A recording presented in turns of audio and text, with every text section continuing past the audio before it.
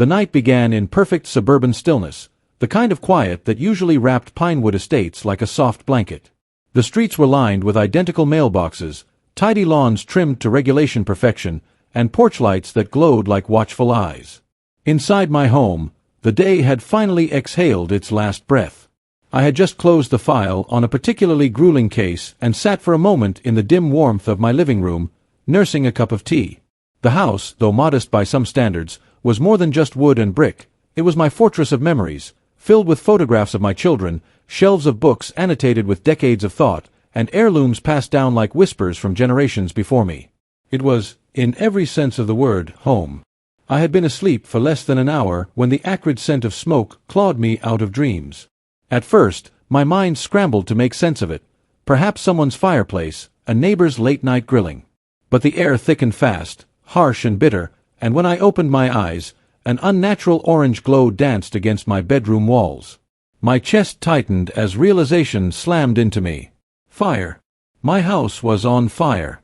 The calm of the night shattered in an instant. I stumbled to my feet, the wooden floor already hot beneath my bare soles. Every breath was razor-sharp, burning my throat as smoke wrapped itself around me like a choking shroud. Instinct took over. I yanked open the bedroom door, only to be greeted by a wall of heat and a sickening roar from downstairs, like a living beast devouring everything I loved. The staircase crackled with flames, cutting off my escape. I could hear the groaning protest of wood beams surrendering to the blaze. Memories flashed, family dinners at the table below, quiet evenings with a book by the fireplace, laughter echoing through these very halls. And now, in seconds, all of it was being ripped away. With no time to mourn, I shoved open the window, cold night air rushing in like salvation. I climbed out, scraping my arms against the frame, and dropped into the bushes below. My body hit the earth hard, but pain was a luxury I couldn't afford. By the time I scrambled to my feet, the neighborhood had begun to stir. Porch lights blinked on one after another, neighbors spilling out into the street in various states of panic and curiosity. Some ran forward with phones, dialing 911. Others stood rooted, their silhouettes reflecting the inferno devouring my home. Flames clawed at the night sky, sending up black plumes that stung the eyes even from a distance. Sirens wailed faintly in the distance, growing louder by the second, but I knew the cruel truth. By the time the fire trucks arrived, there would be nothing left to save. My legs shook beneath me, both from adrenaline and from the sheer devastation unfolding before my eyes. This wasn't just a fire. This was an execution. And then I saw her. Across the street, standing just beyond the crowd, was Karen, the self-appointed queen of our HOA. Even in the chaos, she was impossible to miss. Her perfectly coiffed hair was untouched by the wind, her robe neatly belted, her lips curved in an expression that made my blood run colder than the night air. To anyone else, she looked the part of a concerned neighbor, clutching her phone and gasping theatrically at the flames. But her eyes betrayed her. They gleamed with something far too sharp, far too satisfied. In that moment I knew, not with proof, not with evidence, but with a bone-deep certainty, that Karen had something to do with this. This wasn't a random accident. It was personal. When the fire trucks finally arrived, it was too late. Water blasted into the flames, steam rising like angry ghosts, but the house collapsed inward with a final mournful groan. Ash rained down on the street, coating cars and lawns in gray powder. The crowd murmured, their whispers weaving together into a tapestry of speculation. Some placed comforting hands on my shoulders, their words muffled by the roar of destruction still echoing in my ears. Others, less kind, exchanged knowing looks. After all, HOA gossip was the lifeblood of this neighborhood, and a fire was the kind of scandal that could feed their tongues for months. But I wasn't listening to any of them. My gaze remained locked on Karen, who stood at the fringes with the faintest curl of a smile tugging at her lips before she turned and disappeared into the shadows of her porch. As the last wall of my home crumbled into a heap of glowing embers, a single vow took root inside me, stronger than grief, stronger than despair. Karen thought she had won tonight. She thought the fire would break me, reduce me to ash like the home I once cherished. But what she didn't know, what she could never know, was that she had just lit a fire in me far more dangerous than the one that destroyed my house. The morning after the fire was a cruel reminder that devastation lingers long after the flames die. Where my home once stood tall, proud, and warm, There was now only a smoldering carcass, blackened beams that reached up like charred bones, walls collapsed into heaps of ash and twisted metal. The air was still heavy with the acrid stench of smoke, thick enough to sting the lungs and cling to the skin. I stood behind the yellow caution tape, wrapped in a borrowed blanket, watching as fire marshals picked through the rubble. Each step they took sent up tiny gray clouds, like ghosts rising from the remains. Neighbors whispered from their lawns, and I felt their eyes cutting into me. Some were sympathetic, others treated the scene as though it were their morning entertainment. But one pair of eyes was missing. Karen hadn't shown her face this morning. The absence spoke louder than words. The fire marshal, a grizzled man with decades of soot etched into the lines of his face, approached me with a clipboard in hand. His tone was neutral, professional, but I caught the flicker in his eyes as he explained what they'd found. "This wasn't an accident," he said, lowering his voice. "No faulty wiring, no kitchen mishap. Accelerants were used." My heart hammered against my ribs, though I managed a calm nod. Inside, I was anything but calm. Accelerants meant intent. Intent meant arson. And arson meant someone had decided I didn't deserve the roof over my head. I didn't need him to say the words. I already knew who carried that intent in her heart like a weapon. Karen had threatened me before, in meetings and in whispered confrontations by the mailbox. She had said things like, "People who don't follow HOA rules don't belong here," and, "Sometimes the neighborhood has to cleanse itself of problems." At the time, they were laughable threats, bark without bite. Now, standing in front of the ashes of my home, they sounded more like a prophecy. The investigation deepened over the next few days. Detectives canvassed the neighborhood, asking questions, checking security cameras. It didn't take long for small threads of evidence to emerge. A neighbor 2 streets over had captured grainy footage of a figure near my property around midnight. Female, average height, robe fluttering in the wind. Another swore they'd seen Karen at the corner store earlier that evening, buying lighter fluid and matches, though she denied it with practiced indignation when asked. The pieces weren't yet solid enough to build a case, but they formed a pattern clear as daylight to me. Meanwhile, Karen strutted around the neighborhood like nothing had happened, offering fake sympathy to anyone who would listen. I overheard her at the local coffee shop, speaking just a little too loudly, dropping details about the fire that hadn't been released publicly. How the blaze had started in the living room, how the smoke detectors had been disabled. She feigned concern, but her smirk betrayed her. How would she know those things, unless she had been there herself? The final straw came during an HOA meeting just 3 nights after the fire. Despite my protests, the meeting went on as scheduled, held in the overly lit community center with its sterile folding chairs and laminated agendas. Karen sat at the head of the table, as always, draped in her false authority like a queen holding court. She began the meeting with a moment of silence for the tragic loss suffered by one of our community members, her voice syrupy and insincere. Then, in a tone dripping with condescension, she added, "It's such a shame, really, that certain people don't take proper care of their homes. Faulty wiring, clutter, it was bound to happen eventually." My blood boiled. Faulty wiring. The fire marshal had already ruled that out, and Karen had no business making such claims. I locked eyes with her across the table, and for a split second, her smug expression faltered. She knew she'd slipped. The mask had cracked. I said nothing that night, though every fiber of me wanted to leap across the table and tear her carefully crafted facade apart. Instead, I sat in silence, my hands folded, my face composed. Let her think I was beaten, broken, too consumed by grief to fight back. In truth, I was planning. Every word she spoke, every careless slip, every neighbor who whispered about her odd behavior. I was gathering it all, weaving it into a rope I would one day tighten around her neck in the place where she least expected it, the courtroom. Karen thought she had destroyed me by setting my home ablaze. What she didn't realize was that all she had done was ignite something far stronger than wood and brick. She had awakened a part of me that was patient, meticulous, and relentless. She had awakened the judge. The HOA meeting that changed everything began like any other, with the same drab fluorescent lights, the same folding chairs arranged in stiff rows, and the same self-important tone from Karen as she clutched her gavel like a scepter. The community center smelled faintly of stale coffee and disinfectant, but beneath that ordinary odor was the heavy tension I carried with me. I had sat through countless of these meetings before, but this time I wasn't here as just another resident. I was here with purpose. The evidence I'd gathered was folded neatly in the leather case at my side. Photos, sworn statements, even a copy of the fire marshal's preliminary report. It wasn't airtight, but it was enough to light a fuse, and tonight, I intended to strike the match. Karen sat at the head of the table, her smile tight and triumphant as she called the meeting to order. She always relished the spotlight, as though this tiny stage of suburban politics made her a queen ruling over a kingdom. One by one, neighbors rose to voice complaints about lawn violations, noise after curfew, or improperly painted shutters.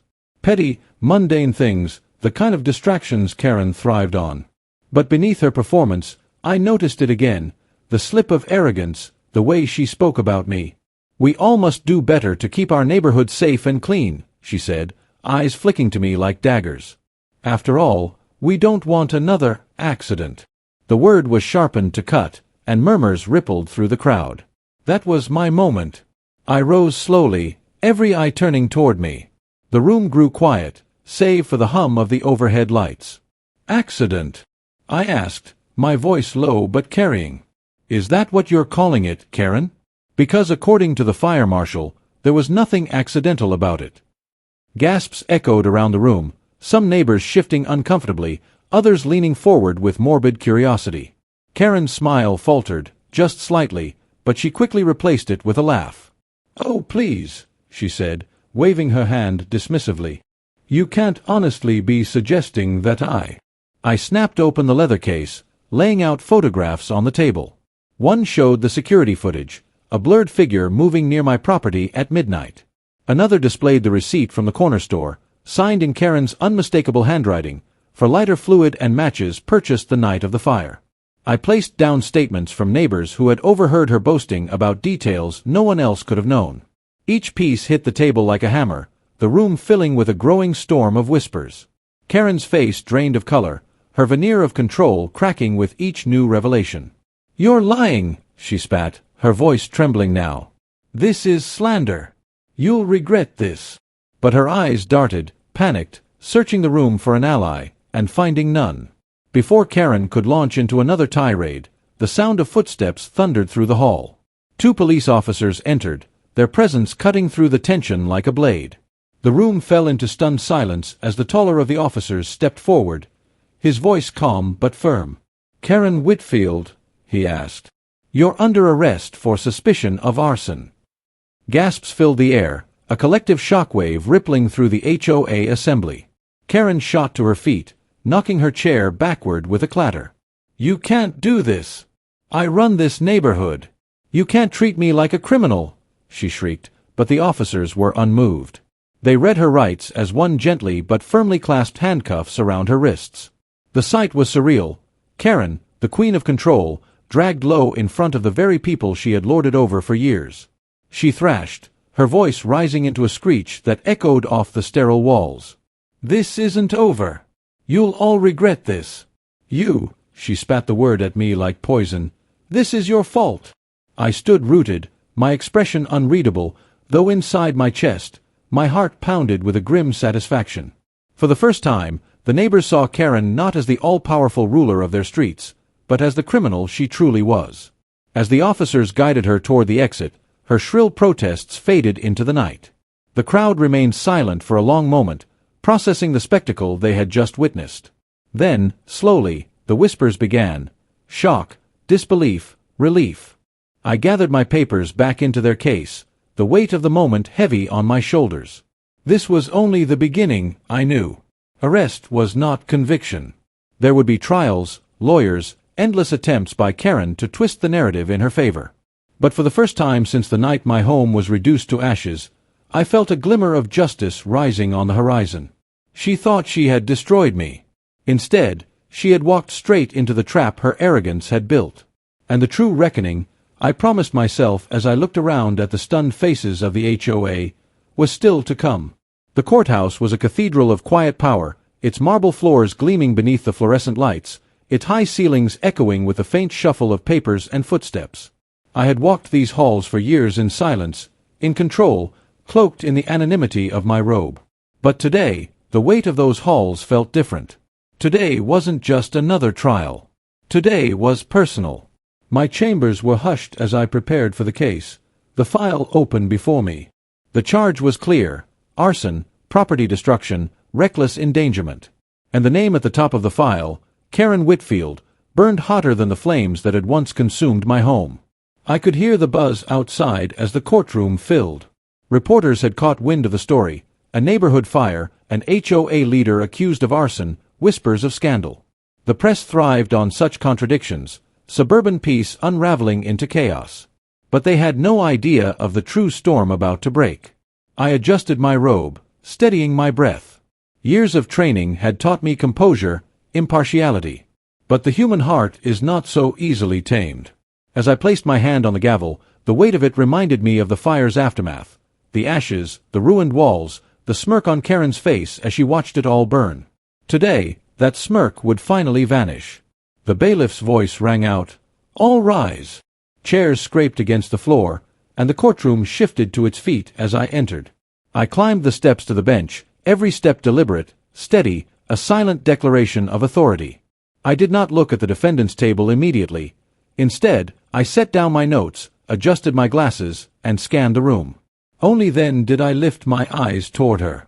Karen sat there, her hair perfectly coiffed, her suit an ill-fitting attempt at respectability.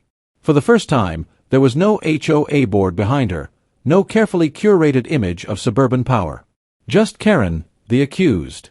She wore a smirk, one of false confidence, as if she believed she would charm her way out of this. And then our eyes met. The transformation was instantaneous. Her smirk faltered, then collapsed altogether. Her jaw slackened, her eyes widened, and she gripped the edge of the table as though it might anchor her against the sudden tidal wave of recognition. Whispers rippled through the courtroom as she visibly paled. "No," she muttered under her breath, though I could see the word form on her lips. She had walked into countless meetings where she wielded power over me. Now, in this place, that power was dust. For the first time, Karen realized that the man she had tried to ruin, the neighbor whose home she had burned to ash, was the very judge presiding over her trial. The silence that followed was heavy, punctuated only by the scratching of a reporter's pen. Karen tried to recover, forcing a laugh, shaking her head as though it was some absurd coincidence. This isn't fair," she stammered, her voice rising like a cornered animal. "He can't be here. He's biased." She gestured wildly, her hands trembling despite the forced bravado. Her attorney leaned in, whispering frantically, but Karen was already unraveling. Her words echoed in the chamber, every syllable dripping with desperation. For years, she had controlled rooms with intimidation and manipulation. But here, under the weight of my gavel, her voice sounded small. I leaned forward, my expression calm, my tone measured. "Ms. Whitfield," I said, my voice resonating through the chamber, "this court will be conducted with fairness and impartiality. You will be judged not by your posturing, but by the evidence presented. Do you understand?" My words were carefully chosen, devoid of vengeance, yet their edge was sharp enough to cut. Karen swallowed hard, her composure slipping further with each passing second. The gallery behind her buzzed with energy, reporters scribbling furiously, neighbors watching with vindicated satisfaction. The Queen of Pinewood Estates had been dethroned, and the spectacle was only just beginning. Karen slumped back into her chair, her face pale and drawn, her eyes darting anywhere but at me. Her attorney placed a steadying hand on her arm, but it was clear the damage was done. The courtroom had seen the moment of recognition, the unraveling of her carefully crafted armor. I raised the gavel, bringing it down with a sharp crack that echoed through the chamber. "Court is now in session," I declared. And in that moment, justice itself seemed to breathe through the room, as if the very walls understood that what began in fire would end in judgment. The verdict came down on a crisp autumn morning, the kind of morning that smelled of endings and beginnings. The courtroom was packed, every seat filled with neighbors, reporters, and curious onlookers who had followed the trial with rapt attention. Karen sat at the defense table, her once pristine appearance now frayed. Weeks of hearings had stripped away the illusion she so carefully cultivated. Gone was the smug queen of Pinewood Estates, replaced by a woman hollowed out by her own arrogance and guilt. Her eyes darted nervously toward the gallery, searching for some shred of support, but found only the cold stares of those she had once lorded over. The HOA members who used to cheer her on now sat stiff and silent, unwilling to be associated with her downfall. When the jury foreman rose, the air thickened with anticipation. We, the jury, find the defendant, Karen Whitfield, guilty of arson in the first degree, property destruction, and reckless endangerment. The words rang through the courtroom like a gavel itself. Gasps erupted, whispers flared, and Karen's face drained of its final layer of color. She shook her head violently, pounding her fists against the table. "No. This isn't happening. This is a witch hunt. He set me up." Her voice cracked, high-pitched and frantic, but her protest only deepened the air of her guilt. The bailiff stepped closer, ready to restrain her if needed, while the judge's bench loomed above her like the scales of justice themselves. I leaned forward, my robe heavy with authority, though my voice remained steady. "Ms. Whitfield," I began, my words deliberate, measured, carrying the weight of everything that had led us to this moment. "You were entrusted with leadership in your community, and instead of serving it, you sought to control and destroy it. You turned neighbors into pawns, rules into weapons, and in the end, you attempted to erase a life with fire. But justice is not yours to twist. Justice is impartial, and today, justice has spoken." My gavel came down with finality, the crack resounding through the chamber like thunder. The sentence was handed down: years in prison, restitution for damages, and permanent removal from any homeowners association leadership. The empire Karen had built on fear crumbled in a single stroke. The aftermath rippled through Pinewood Estates like shockwaves. The HOA fractured almost immediately, members resigning one by one until the organization was a shell of itself. Without Karen's iron grip, the neighborhood breathed again.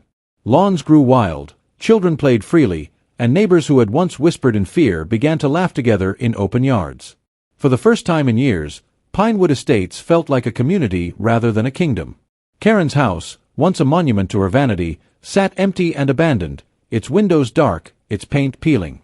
People passed it quietly, as though walking past the ruins of a toppled throne. As for me, I rebuilt. The ashes of my home became the foundation for something greater. Construction crews worked through the winter, and by spring, a new house rose where the old one had stood. Bigger, stronger, brighter, a testament not only to resilience, but to the truth that destruction cannot erase resolve. Neighbors stopped by to watch, some offering helping hands, others simply standing in awe at how quickly life could rise from ruin. When the final beam was raised, I stood in the yard, the sun warm on my face, and felt the weight of the past lift. Karen had tried to reduce me to nothing. Instead, she had become nothing herself, and I had become stronger than I had ever been. On the day I moved back in, the neighborhood gathered. Children ran through the yard, laughter filling the air. Someone brought food, another brought flowers, and together we shared a moment of unity, a moment Karen had never been able to foster. I stood on my new porch, looking out at the community that had survived her reign, and I felt something close to peace. Justice had been served, not only by the court, but by the restoration of balance in our lives. The fire that had once destroyed everything now seemed like a memory, a scar that no longer burned. Karen's legacy was ashes, but mine was built anew. And as I closed the door behind me that night, I knew one truth above all else. Sometimes destruction is not the end. Sometimes it is the beginning.